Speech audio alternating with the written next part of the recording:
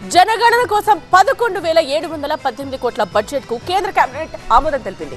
బొగ్గుగర్ల సంస్కరణలకు, ఎండు కొబ్బరికి కనీస మద్దతు ధర పెంపుకు కూడా కేబినెట్ ఓకే చెప్పింది. ఇక బీమా రంగంలో 100% విదేశీ ప్రత్యక్ష పెట్టుబడుల బిల్లుకు ఆమోదం తెలిపింది కేంద్ర మంత్రివర్గం. ప్రధాని మోదీ అధ్యక్షతన జరిగిన కేంద్ర కేబినెట్ సమావేశంలో కీలక నిర్ణయాలు తీసుకున్నారు.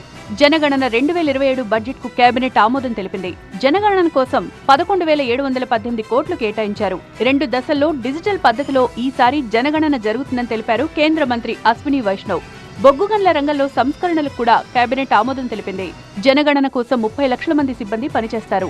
రాష్ట్రాల సహకారంతో జనగణనను పూర్తి చేస్తామన్నారు కేంద్ర మంత్రి అశ్విని వైష్ణవ్. రాష్ట్ర ప్రభుత్వాల సహకారంతో జనగణనను నిర్వహిస్తామన్నారు. 2026 ఏప్రిల్ నుంచి సెప్టెంబర్ వరకు గృహాలను జాబితా చేసి లెక్కిస్తామని చెప్పారు. 2027 ఫిబ్రవరి నుంచి జనాభా లెక్కల సేకరణపై దృష్టి పెడతామని చెప్పారు. सेंसस एक्ट है और सेंसस के रूल्स हैं.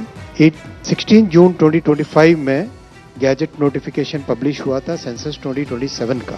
आज इसके लिए बजट अप्रूव हुआ है 11,718 करोड़ रुपीस का. सेंसस देश की जनसंख्या को एक पर्टिकुलर पॉइंट ऑफ टाइम में इन्यूमरेट करता है. What is the population? What is the characteristic of the population at a particular point of time? That's why it's very important to have a reference date.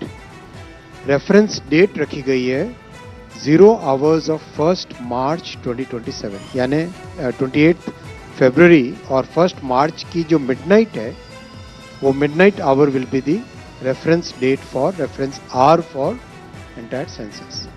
Mahatma Gandhi జాతీయ గ్రామీణ ఉపాధి హామీ పథకం పేరును పూజ్య బాపు గ్రామీణ రోజ్గార్ యోజనగా పేరు మారుస్తూ కేబినెట్ నిర్ణయం తీసుకుంది. అలాగే పని దినాల సంఖ్యను 100 నుంచి 125కు పెంచింది. ఒక రోజుకిచ్చే కనీస వేతనాన్ని 240కి సవరించింది.